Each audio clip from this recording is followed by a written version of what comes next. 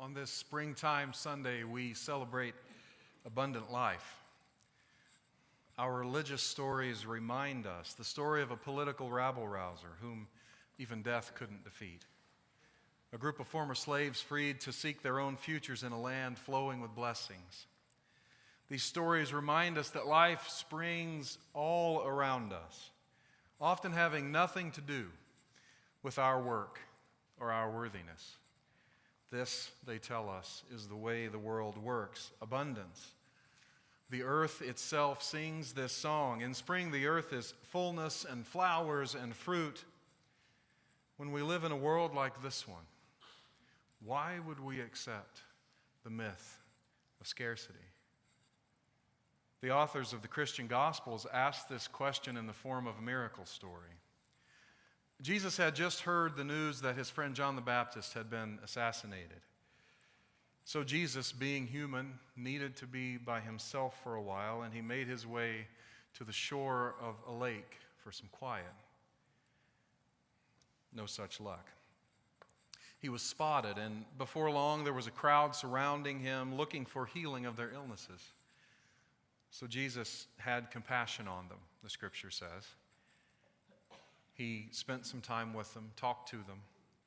After a while, Jesus' disciples became worried. These people are hungry, they told Jesus. We're way out in the country with nothing to feed them. Jesus, send these people away so they can get something to eat. They must have been furious with Jesus, dumbfounded at what he said next. Jesus said, "You feed them supper." Now, the disciples had scrounged around the crowd looking for food a few minutes before, and they hadn't turned up much at all. "Look, Jesus," they said, "we just have one kid with 5 loaves of bread and a couple of fish." So Jesus sat the people down in groups. You know, in the Gospels, the disciples never really get it. Often don't get it. So I imagine Jesus eyeing. He sat the people down in groups, and he took the loaves of bread and the fish, and he blessed them, and he broke them, and gave them to the disciples to distribute. When everyone in the crowd had eaten as much as they wanted, and the disciples had gathered up the leftovers, they had one basket of leftovers for each of the 12 tribes of Israel.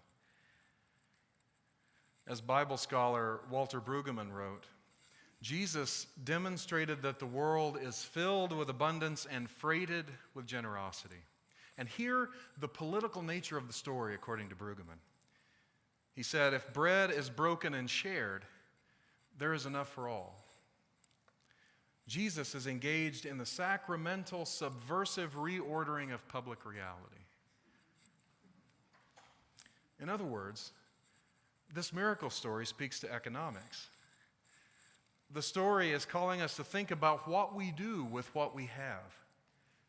When they're shared, blessings seem to multiply in power to satisfy. This is the abundance story.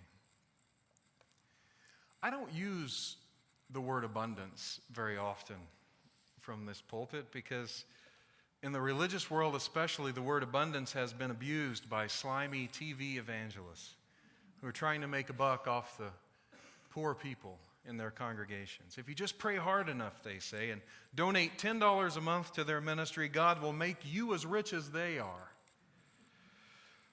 They are, of course, rich because of all the donations from people hoping to be rich. They talk about abundance, but they create a mindset of scarcity in their followers, leading them to think that God only has so much goodness, and they'll only get some of the good stuff if they behave the right way. One of these jokers a few weeks ago told his congregation that God was telling him that they needed to buy him a private jet. I tried that and our board of trustees declined. I'm stuck flying coach for now. What I mean when I talk about abundance is living life with the assumption that you are enough and that there is enough in the world to go around. But sometimes the scarcity story wraps its tentacles around us and pulls us back from really celebrating life's abundance. It whispers, can you ever really have enough? You know its voice. We all do. It insinuates that there's only so much good in the world, and if you don't go fight for yours, somebody else is going to take it.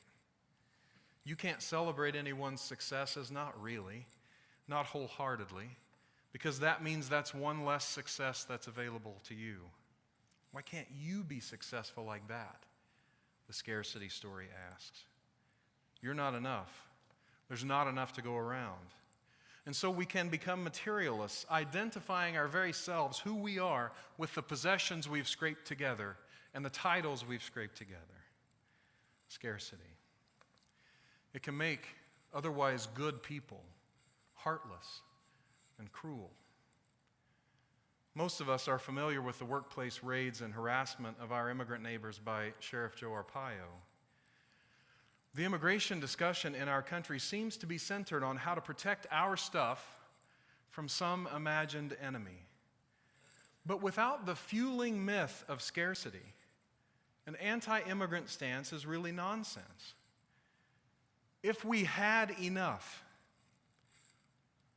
what difference would it make if more people were moving here to participate in our abundance? Now, we could address crime then, but through law enforcement, rather than turning our police officers and sheriff's deputies into immigration officers, they could do what we pay them to do.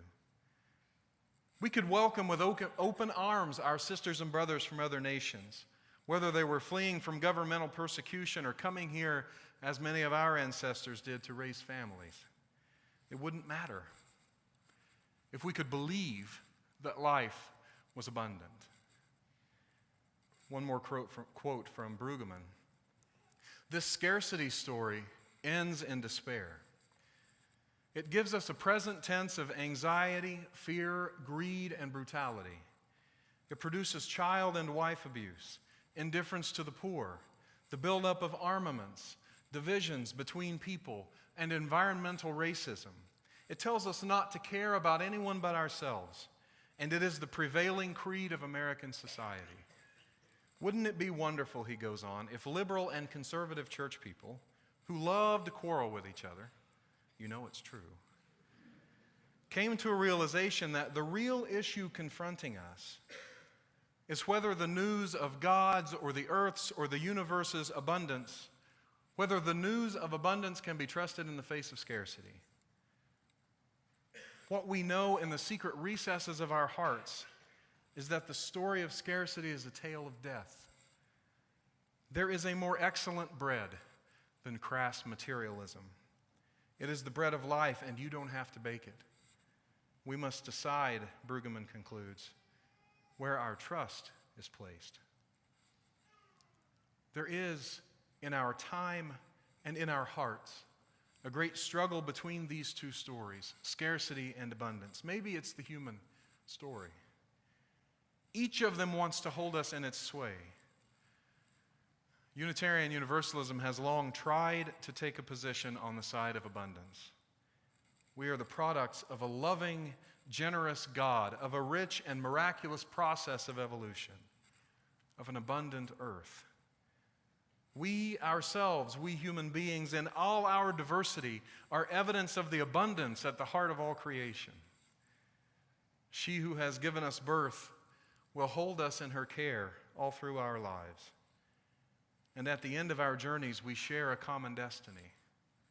We will all return to the great love which has given us birth. We're kin. We're in this together. But I think in Arizona, scarcity has taken hold. It's political. As political as the message of Easter itself. Some are saying we'll be better off if we just all looked out for our own interests.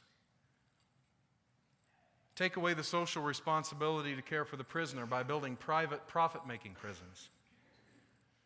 Here in Arizona, that has meant raiding the general fund. We've taken money from public schools. We've taken money from programs that benefit the homeless and poor. all the while offering tax breaks to corporations and the wealthy and the upper middle class. To quote Brueggemann, the great contradiction is that we have more and more money and less generosity. Less and less money for the needy. Less charity for the neighbor. End quote. These budget wranglings are moral issues, and they stink of scarcity thinking, hoarding of wealth, while the poorest among us are increasingly underserved. We people of faith need to be voices of abundance thinking in this conversation. Our faith is more than private spirituality. It is about creating the world we describe in our principles, the world which Unitarian Universalism has long described. So I say we need a new conversation in our congregations and in our culture, and we need it now.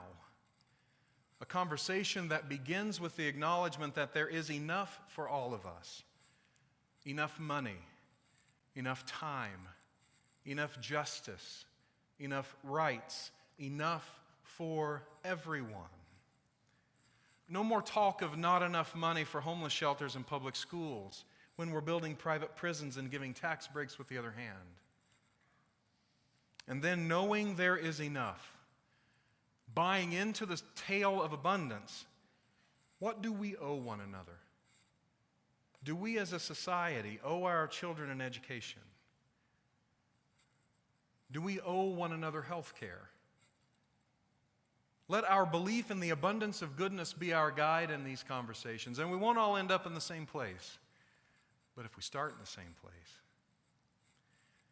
As one scholar has said, it has nothing to do with being Republicans or Democrats, liberals or conservatives, socialists or capitalists. It's much more elemental. The creation is infused with generosity. And we can find practices and institutions that allow that generosity to work.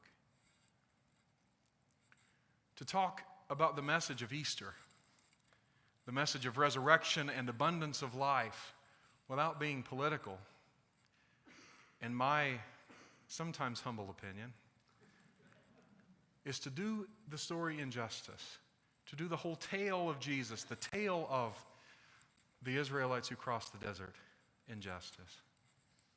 Let us create the world we talk about, beginning with the story of abundance.